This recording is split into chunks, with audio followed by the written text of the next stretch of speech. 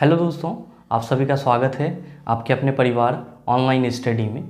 मैं हूं आलोक सिंह आतिश और आज के इस वीडियो सेशन में हम लोग बात करने वाले हैं पीरियोडिक टेबल के एमसीक्यू की। जी हां दोस्तों, आवर्त सारणी से संबंधित प्रीवियस ईयर एग्जाम में पूछे गए साइंस क्वेश्चन की। जी हाँ दोस्तों, आप सबों का बहुत ही ज़्यादा डिमांड रहता था कि सर पीरियोडिक टेबल से एमसीक्यू करवाओ, आवर्त सारणी से क्वेश्चन करवाओ, क्योंकि इससे पीछे के वीडियो सेशन में आप लोगों ने आवर्त सारणी का थ्योरी देखा था। अगर आप में से कोई आवर्त सारणी का थ्योरी वाला वीडियो नहीं देख पाए हैं तो वीडियो प्लेलिस्ट में अवेलेबल है, आप जा करके देख सकते हैं। और हाँ, आपकी जानकारी के लिए मैं बता दूं कि आज के इस सेशन का जो भी क्वेश्चन है उसका पीडीएफ कहाँ से मिलेगा, तो वो हमारे टेलीग्राम ग्रुप से मिल जाएगा, जिसका लिंक मैंने नीचे डिस्क्रिप्शन में डाल दिया है, आप वहाँ से जा करके ले सकते हैं। और एक खास बात आप सबों को बताना चाहूँगा, अगर आप में से कोई चाहते हैं साइंस को बिल्कुल ही बेसिक लेवल से एडवांस लेवल तक कंप्लीट करें लाइव और रिकॉर्डेड क्लासेस के साथ ग्रुप डी एग्ज़ाम से पहले, तो आप जुड़ सकते हैं मेरे साथ मंडे टू फ्राइडे रात के 8:30 बजे से लेकर के 10 बजे तक लाइव सेशन में। और हाँ, इस कोर्स में इनरोल होने के लिए आप दिए गए नंबर पे कॉल करके सारी जानकारी प्राप्त कर सकते हैं। बहरहाल आइए अपने सेशन की शुरुआत करते हैं और चलते हैं पहले क्वेश्चन की तरफ। आपका जो पहला क्वेश्चन है आज के इस सेशन का, क्वेश्चन नंबर 1, आपसे क्या पूछा जा रहा है? आपसे पूछा जा रहा है आवर्त सारणी का आविष्कार किसने करा? आपका ऑप्शन है Dmitri Mendeleev, Louis Pasteur, Marie Curie, Antoine Lavoisier. क्या होगा इसका आंसर? मेरे मित्र आप सभी कहेंगे सर आवर्त सारणी का आविष्कार मेंडलीफ ने करा। किसने करा? मेंडलीफ ने करा। तो आप बताइए कि आपके इस क्वेश्चन का सही आंसर क्या होगा? आप सभी कहेंगे sir option number A is the right answer of this question. मेरे मित्र हमेशा ध्यान में रखेंगे, आपसे जब भी ये क्वेश्चन पूछा जाए कि आवर्त सारणी को सबसे पहले किसने बनाया, आवर्त सारणी को सबसे पहले किसने खोजा, आवर्त सारणी का आविष्कार किसने करा, तो आप हमेशा एक ही नाम लेंगे, किसका सर? मेंडलीफ का। क्यों? क्योंकि मेंडलीफ ही ऐसे पहले साइंटिस्ट थे, ऐसे पहले वैज्ञानिक थे जिन्होंने सबसे पहले तत्वों को आवर्तों के रूप में सजाया, या आप ये कह सकते हैं कि मेंडलीफ ही सबसे पहला वैज्ञानिक था जिन्होंने तत्वों को आवर्त के रूप में वर्गीकृत करने का प्रयास किया। साथ ही साथ आपके ऑप्शन में लुई पास्चर दिया हुआ है, तो आप सभी ध्यान में रखेंगे कि सर लुई पास्चर ने पास्चुराइजेशन का खोज करा था। और जो आपका ऑप्शन दिया हुआ है सी, जिसमें मैरी क्वेरी है, तो ध्यान में रखेंगे कि मैरी क्वेरी ने रेडियम और पोलोनियम का खोज करा था। और नेक्स्ट है आपका एंटोनी लेवोजियर। तो एंटोनी लेवोजियर नामक वैज्ञानिक ने द्रव्यमान संरक्षण सिद्धांत का नियम दिया केमिस्ट्री में। साथ ही साथ एंटोनी लेवोजियर को हम लोग आधुनिक रसायन का जनक भी बोलते हैं। उम्मीद करते हैं आप समझ पाए होंगे। चलते हैं अगले क्वेश्चन की तरफ। आपका जो अगला क्वेश्चन है, क्वेश्चन नंबर 2, आपसे क्या पूछा जा रहा है? आपसे पूछा जा रहा है कि जब मेंडलीफ ने अपना काम शुरू किया था तब कितने तत्व ज्ञात थे? आपका ऑप्शन है 65, 64, 66, 63। क्या होगा इसका आंसर? मेरे मित्र आप सभी कहेंगे कि सर जब मेंडलीफ ने अपना तत्वों का आवर्ती वर्गीकरण शुरू किया था तो उस समय कुल ज्ञात तत्वों की संख्या 63 थी। तो आपके इस क्वेश्चन का सही answer sir option number D हो जाएगा। अगर आप चाहें तो इस चीज़ को लिख भी सकते हैं, क्या सर?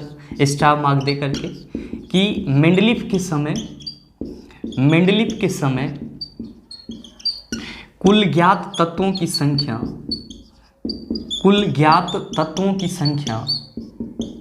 कितनी थी सर? 63 थी।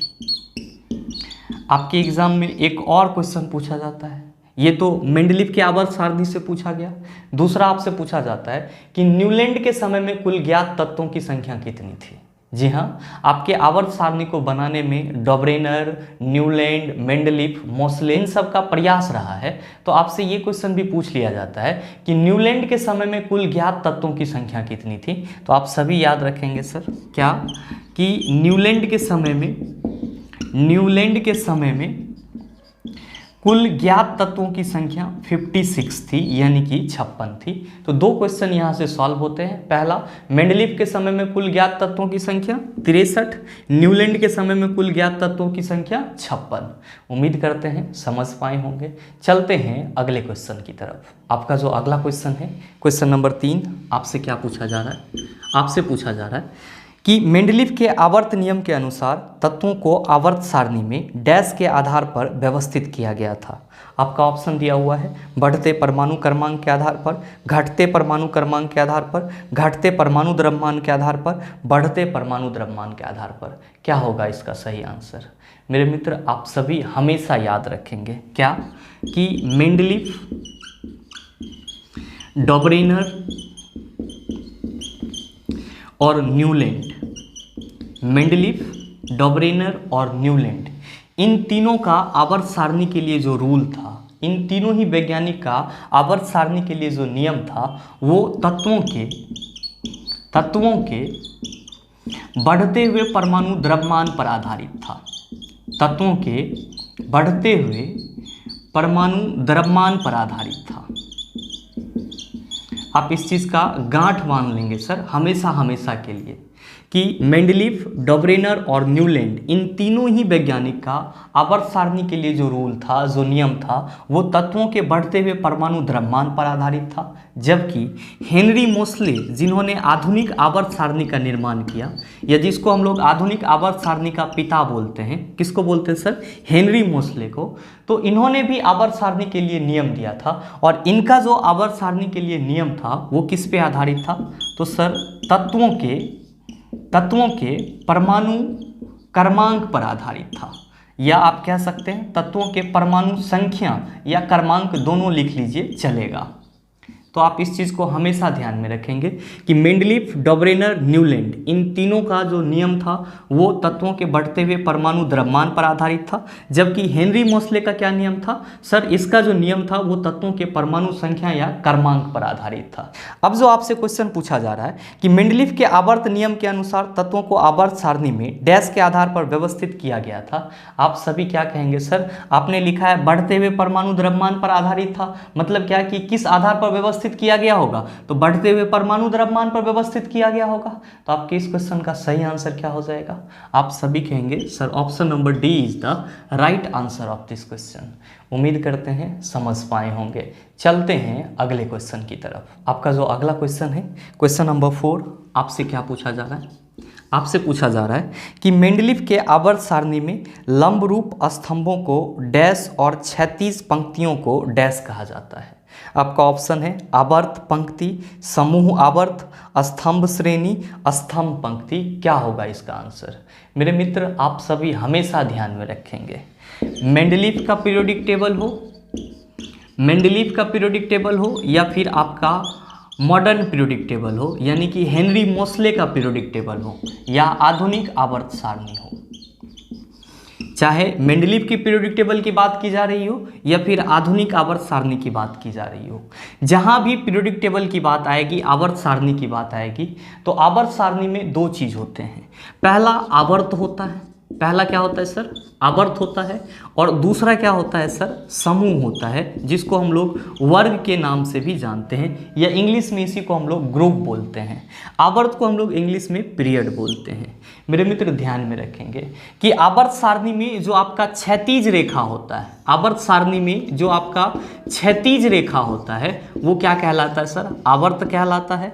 और आवर्त सारणी में जो आपका लंबवत रेखा होता है वो क्या कहलाता है सर? वर्ग कहलाता है। अब वो चाहे आपका मेंडलीव का आवर्त सारणी हो या फिर आधुनिक आवर्त सारणी हो, दोनों ही आवर्त सारणी में जो आपका लंब रूपी रेखा होगा, लंब रूपी यानी कि लंबवत रेखा होगा, वो क्या कहलाएगा? समूह या वर्ग कहलाएगा। और जो क्षैतिज रेखा होगा यानी कि जो पृथ्वी के समांतर होगा वो क्या कहलाएगा सर? आवर्त कहलाएगा, पीरियड कहलाएगा। आप यहाँ पे ध्यान में रखेंगे कि मेंडलीव के आवर्त सारणी में टोटल 7 आवर्त हैं। मेंडलीव के आवर्त सारणी में टोटल कितने आवर्त हैं? 7 आवर्त हैं, और साथ ही साथ इसमें टोटल 9 वर्ग हैं। आप इस चीज़ को कंठाग्र कर लेंगे, आपके एग्जाम में यहाँ से भी क्वेश्चन पूछा जाता है। आप कहेंगे कैसे? तो थोड़ा सा फर्क देख लीजिए। आपने बोला कि मेंडलीव के आवर्त सारणी में 7 आवर्त होगा और 9 वर्ग है, और जो आपका आधुनिक आवर्त सारणी है सर, इसमें आवर्तों की संख्या तो समान है, इसमें भी आवर्त की संख्या 7 ही है, लेकिन वर्ग कितना है सर? आपके आधुनिक आवर्त सारणी में टोटल 18 वर्ग हैं। तो आप इस डिफरेंसेस को याद रखेंगे। आपके एग्जाम में ये भी पूछ लिया जाता है कि मेंडलीव के आवर्त सारणी में कुल वर्गों की संख्या कितनी होती है, तो आप कहेंगे 9। आधुनिक आवर्त सारणी में कुल वर्गों की संख्या कितनी है, तो आप कहेंगे 18। आधुनिक आवर्त सारणी और मेंडलीव के आवर्त सारणी में आवर्तों की संख्या कितनी है, तो आप कहेंगे सर 7। आवर्त क्या होता है? तो आवर्त सारणी में जो क्षैतिज रेखा होती है वो पीरियड या आवर्त कहलाता है, और जो लंब रूपी रेखा होती है वो ग्रुप, समूह या वर्ग कहलाता है। तो आपसे जो क्वेश्चन पूछा जा रहा है कि मेंडलीव की आवर्त सारणी में लंब रूप स्तंभों को डैश और क्षैतिज पंक्तियों को डैश कहा जाता है, तो आप सभी कहेंगे सर समूह और आवर्त कहा जाता है। तो आपके इस क्वेश्चन का सही answer sir option number B हो जाएगा। उम्मीद करते हैं समझ पा रहे होंगे। चलते हैं अगले क्वेश्चन की तरफ। आपका जो अगला क्वेश्चन है, क्वेश्चन नंबर 5, आपसे क्या पूछा जा रहा है? आपसे पूछा जा रहा है कि सही विकल्प के साथ खाली स्थान भरें। तत्वों के गुण उनके परमाणु द्रव्यमान के आवधिक प्रकार से, यह डैश का कथन है। जी हाँ, आपसे क्वेश्चन करा जा रहा है कि तत्वों का गुण उसके परमाणु द्रव्यमान का आवर्त फलन होता है। आवर्त फलन बोले तो आवधिक प्रकार होता है। यह कथन किस नियम का है? डॉबरेनर के नियम का है, या फिर न्यूलैंड के ऑक्टेव नियम का है, या फिर मेंडलीव का आवर्त नियम है, या फिर आधुनिक आवर्त नियम है? क्या है ये? तो ध्यान दीजिएगा, थोड़ा सा सारी चीज़ें क्लियर हो जाएगी। पहले हम लोग बात कर लेते हैं डॉबरेनर के नियम की, डॉबरेनर के ट्राइड रूल की। डॉबरेनर ने अपना त्रियक नियम दिया था जिसको हम लोग ट्राइड रूल कहते हैं। तो डॉबरेनर ने क्या करा था सर? इन्होंने 3 तत्वों का समूह बनाया था। मान लीजिए कि ABC 3 तत्व हैं। इस तरह से इन्होंने 3 तत्वों को सेलेक्ट किया और फिर इन्होंने कहा कि इन तीनों तत्वों को अगर बढ़ते हुए परमाणु द्रव्यमान के क्रम में सजाया जाए, डॉबरेनर के ट्राइड रूल के अनुसार अगर तीनों तत्वों को बढ़ते हुए परमाणु द्रव्यमान के क्रम में सजाया जाए, तो इस बीच वाले तत्व का जो परमाणु भार होगा, इस बीच वाले तत्व का जो परमाणु भार होगा वो किनारे वाले दोनों तत्वों के परमाणु भार का क्या होगा सर? औसत होगा, यानी कि A+C/2 होगा। ये किसका रूल था सर? डॉबरेनर का था। तो यहाँ पे तो कहीं से नहीं आ रहा है आवधिक प्रकार की बात, तो आपका ये ऑप्शन नहीं होगा। नेक्स्ट है आपके ऑप्शन में न्यूलैंड का ऑक्टेव नियम। न्यूलैंड का ऑक्टेव नियम, तो मेरे मित्र ध्यान में रखेंगे कि न्यूलैंड का जो अष्टक नियम है ये क्या कहता है? तो न्यूलैंड का अष्टक नियम कहता है कि अगर तत्वों को उसके बढ़ते हुए परमाणु द्रव्यमान के क्रम में 1 से लेकर के 8 तक सजाया जाए। न्यूलैंड का अष्टक नियम क्या कहता है कि अगर तत्वों को उसके बढ़ते हुए परमाणु द्रव्यमान के क्रम में 1 से लेकर के 8 तक सजाया जाए, तो 8वें तत्व का जो गुण होगा वो पहले तत्व के गुण के समान होगा। न्यूलैंड का ऑक्टेव रूल क्या कहता है कि तत्वों को अगर उसके बढ़ते हुए परमाणु द्रव्यमान के क्रम में 1 से लेकर के 8 तक सजाया जाए, तो 8वें तत्व का जो गुण होगा वो पहले तत्व के गुण के समान होगा। इसी को हम लोग क्या कहते हैं? न्यूलैंड का ऑक्टेव रूल कहते हैं। यहाँ भी आवर्त फलन की कोई चर्चा नहीं हो रही है। नेक्स्ट है आपके ऑप्शन में मेंडलीव का आवर्त नियम। तीसरा कौन सा है सर? मेंडलीव का आवर्त नियम। मेरे मित्र ध्यान रखेंगे हमेशा हमेशा के लिए कि आवर्त सारणी के लिए सबसे पहला आवर्त नियम किसने दिया? तो मेंडलीव ने दिया। मेंडलीव ही ऐसे पहले व्यक्ति थे जिन्होंने सबसे पहले आवर्त को खोजा था। सबसे पहले इन्होंने तत्वों को आवर्त सारणी के रूप में वर्गीकृत करने का प्रयास किया और सबसे पहले इन्होंने आवर्त नियम भी यही दिए थे। तो आप कहेंगे इनका आवर्त नियम क्या था? तो मेंडलीव का आवर्त नियम कहता है कि किसी भी तत्व का जो रासायनिक गुण होता है, केमिकल प्रॉपर्टीज होता है, वो उस तत्व के परमाणु द्रव्यमान का आवर्त फलन होता है, यानी कि आवधिक प्रकार होता है। मेंडलीव ने क्या बताया कि किसी भी तत्व का जो रासायनिक गुण होता है वो उसके परमाणु द्रव्यमान का क्या होता है सर? आवर्त फलन होता है, यानी कि आवधिक प्रकार होता है। और आपसे क्वेश्चन भी यही पूछा जा रहा है कि तत्वों के गुण उनके परमाणु द्रव्यमान के आवधिक प्रकार हैं, यह डैश का कथन है। आप किसका कथन कहेंगे सर? मेंडलीव के आवर्त नियम का कथन है, यानी कि आपके इस क्वेश्चन का सही answer sir option number C हो जाएगा। आप कहेंगे सर चौथे ऑप्शन को नहीं बताया, आधुनिक आवर्त नियम क्या कहता है? तो मेरे मित्र ध्यान में रखेंगे कि आधुनिक आवर्त नियम किसने दिया था? तो हेनरी मोसले ने दिया था। किसने दिया था सर? आधुनिक आवर्त नियम। तो आप याद रखेंगे हेनरी मोसले ने दिया था। और इन्होंने क्या बताया? इन्होंने बताया कि तत्वों का जो भौतिक और रासायनिक गुण होता है वो उस तत्व के परमाणु क्रमांक का क्या होता है? आवर्त फलन होता है, यानी कि आवधिक प्रकार्य होता है। उम्मीद करते हैं आप समझ पाए होंगे। चलते हैं अगले क्वेश्चन की तरफ। आपका जो अगला क्वेश्चन है, क्वेश्चन नंबर 6, आपसे क्या पूछा जा रहा है? आपसे पूछा जा रहा है कि आधुनिक आवर्त सारणी के किस वर्ग में पूर्ण आवरण वाले संयोजी इलेक्ट्रॉन और रासायनिक रूप से अक्रिय तत्व होते हैं? सीधे सीधे आपसे ये पूछा जा रहा है कि आपके आवर्त सारणी में, यानी कि आधुनिक आवर्त सारणी में जो अक्रिय गैस तत्व होते हैं, आधुनिक आवर्त सारणी में जो अक्रिय गैस तत्व होते हैं, जिसको आप helium, neon, argon, krypton, xenon और रेडॉन के नाम से जानते हैं, ये सारे गैस आपके आवर्त सारणी के किस वर्ग में पाए जाते हैं? हमेशा ध्यान में रखेंगे कि जितने भी नोबेल गैस एलिमेंट हैं वो सब के सब कहाँ पाए जाते हैं? तो सर आवर्त सारणी के वर्ग 18 में पाए जाते हैं। कहाँ पे पाए जाते हैं सर? वर्ग 18 में। साथ ही साथ आपको ये भी ध्यान में रखना होगा कि आवर्त सारणी के वर्ग 17 में, आवर्त सारणी के वर्ग 17 में किस ग्रुप के एलिमेंट पाए जाते हैं? तो सर हैलो ग्रुप के एलिमेंट पाए जाते हैं, जिसको हम लोग क्या कहते हैं सर? हैलोजन कहते हैं, जो कि आपका क्लोरीन, ब्रोमीन, फ्लोरीन इस तरह से होता है। तो आप इस दोनों ही चीज़ को हमेशा ध्यान में रखेंगे कि अक्रिय गैस आवर्त सारणी के वर्ग 18 में पाया जाएगा और हैलोजन जो भी तत्व हैं वो कहाँ पाए जाएंगे? तो सर आवर्त सारणी के वर्ग 17 में। आपसे जो क्वेश्चन पूछा जा रहा है कि आधुनिक आवर्त सारणी के किस वर्ग में पूर्ण आवरण वाले संयोजी इलेक्ट्रॉन और रासायनिक रूप से अक्रिय तत्व होते हैं? आप सभी कहेंगे सर वर्ग 18 में। तो आपके इस क्वेश्चन का सही आंसर हो जाएगा ऑप्शन नंबर सी। उम्मीद करते हैं आप समझ पाए होंगे। चलते हैं अगले क्वेश्चन की तरफ। आपका जो अगला क्वेश्चन है, क्वेश्चन नंबर 7, आपसे क्या पूछा जा रहा है? आपसे पूछा जा रहा है कि अष्टकों का नियम केवल डैश तक लागू था? मैग्नीशियम, जस्ता, कैल्शियम, ब्रोमाइन। क्या होगा इसका आंसर? मेरे मित्र आप सभी हमेशा ध्यान में रखेंगे कि न्यूलैंड ने जो अपना ऑक्टेव रूल दिया था, अष्टक नियम दिया था, जिसमें उन्होंने ये बताया था कि अगर तत्वों को उसके बढ़ते हुए परमाणु द्रव्यमान के क्रम में 1 से लेकर के 8 तक सजाया जाए तो 8वें तत्व का जो गुण होगा वो पहले तत्व के गुण के समान होगा। तो आपसे ये पूछा जा रहा है कि अष्टक का नियम केवल डैश तक लागू था? तो हमेशा ध्यान में रखेंगे कि न्यूलैंड का अष्टक नियम केवल कैल्शियम तक ही लागू था। और न्यूलैंड के समय में कुल ज्ञात तत्वों की संख्या कितनी थी? न्यूलैंड के समय में कुल ज्ञात तत्वों की संख्या 56 थी। और न्यूलैंड का जो ऑक्टेव रूल था, अष्टक नियम था, वो केवल कैल्शियम तक ही लागू हो पा रहा था। इससे आगे क्या हो जा रहा था सर? फेल कर जा रहा था। तो आपके इस क्वेश्चन का सही आंसर क्या हो जाएगा? आप सभी कहेंगे sir option number C is the right answer of this question. उम्मीद करते हैं समझ पाए होंगे। चलते हैं अगले क्वेश्चन की तरफ। आपका जो अगला क्वेश्चन है, क्वेश्चन नंबर 8, आपसे क्या पूछा जा रहा है? आपसे पूछा जा रहा है कि डॉबरेनर ने 3 तत्वों के समूह की पहचान कर उन्हें क्या नाम दिया? ट्राइड, थ्राइस, टेट्राइड, ट्रिटियम। अभी जस्ट मैंने आपको बताया है कि डॉबरेनर जब अपने आवर्त सारणी के लिए नियम बना रहे थे तो उस वक्त उन्होंने 3 तत्वों का एक समूह बनाया और इस 3 तत्वों को क्या नाम दिया सर? ट्राइड नाम दिया, यानी कि त्रियक नाम दिया। और इसीलिए हम लोग डॉबरेनर का त्रियक नियम पढ़ते रहते हैं। तो आपसे क्वेश्चन पूछा जा रहा है कि डॉबरेनर ने 3 तत्वों के समूह की पहचान कर उन्हें क्या नाम दिया? आप सभी कहेंगे सर ट्राइड, त्रियक नाम दिया। तो आपके इस क्वेश्चन का सही answer sir option number A हो जाएगा। उम्मीद करते हैं समझ पाए होंगे।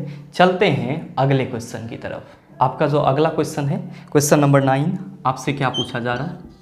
आपसे पूछा जा रहा है कि लेंथेनाइड की परमाणु संख्या डैश प्रास में है। आपका ऑप्शन दिया हुआ है 90 से 103, 89 से 102, 58 से 71, 57 से 70। आपसे पूछा जा रहा है कि आपके आवर्त सारणी में जो लेंथेनाइड तत्व पाए जाते हैं उसकी परमाणु संख्या कहाँ से कहाँ तक होती है। मेरे मित्र आप सभी याद रखेंगे कि आपके आवर्त सारणी में नीचे में सर 2 कॉलम पाया जाता है, जिसमें एक क्या लिखा हुआ रहता है? लेंथेनाइड लिखा हुआ रहता है। एक में लेंथेनाइड लिखा हुआ रहता है और एक में आपका एक्टिनाइड लिखा हुआ रहता है। और आपके आवर्त सारणी में लेंथेनाइड और एक्टेनाइड को छोड़ करके 18 वर्ग हैं सर, और 7 आवर्त हैं। आप इस चीज़ को हमेशा ध्यान में रखेंगे। आपसे क्वेश्चन पूछा जा रहा है कि लेंथेनाइड के जो तत्व होते हैं उसकी परमाणु संख्या कहाँ से कहाँ तक होती है, तो हमेशा ध्यान में रखेंगे कि लेंथेनाइड जो होते हैं वो 58 से लेकर के कहाँ तक मिलते हैं सर, 71 तक। यानी कि क्रमांक संख्या या परमाणु संख्या 58 से लेकर के परमाणु संख्या 71 तक के जो तत्व हैं वो क्या कहलाते हैं, लेंथेनाइड कहलाते हैं।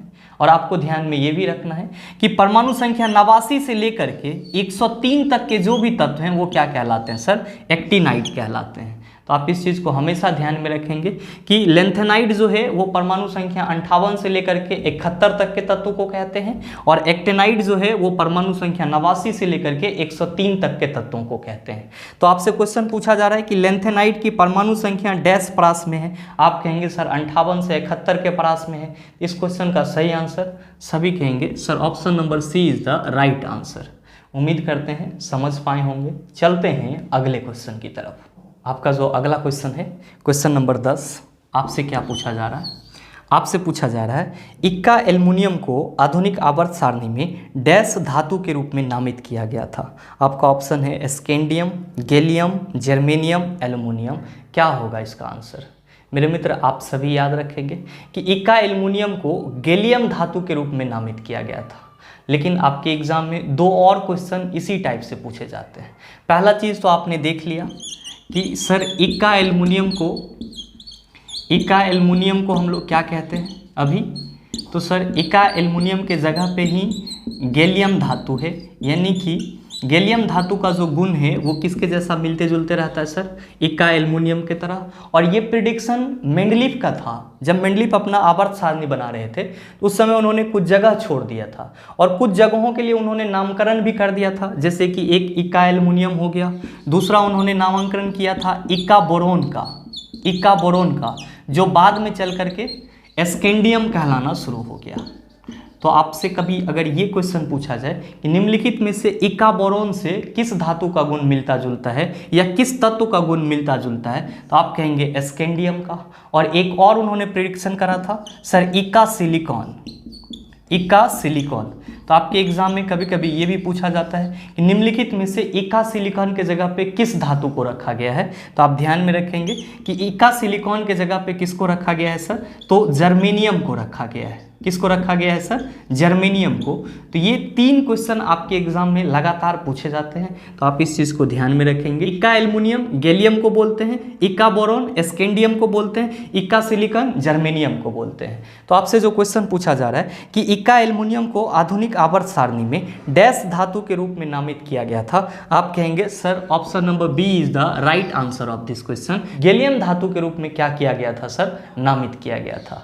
मेरे मित्र उम्मीद करते हैं यहाँ तक के जितने भी क्वेश्चन थे आप उसको आसानी से समझ पाए होंगे। इस टाइप के प्रश्न अगर आपको दोबारा दे दिया जाए तो आप उसका सॉल्यूशन भी आसानी से कर सकते हैं। और हाँ, उम्मीद करते हैं वीडियो आपको अच्छा लगा होगा। अगर आपको वीडियो अच्छा लगा तो वीडियो को लाइक कीजिएगा, शेयर कीजिएगा, और चैनल पर नए हैं तो सब्सक्राइब करके बेल आइकन दबा लीजिएगा, ताकि इस तरह के एग्जाम रिलेवेंट वीडियो सबसे पहले आपके पास पहुँचे और आप उसका भरपूर फ़ायदा उठा पाएँ। मिलते हैं फिर अगले सेशन में, तब तक के लिए best of luck. Thank you, have a nice day.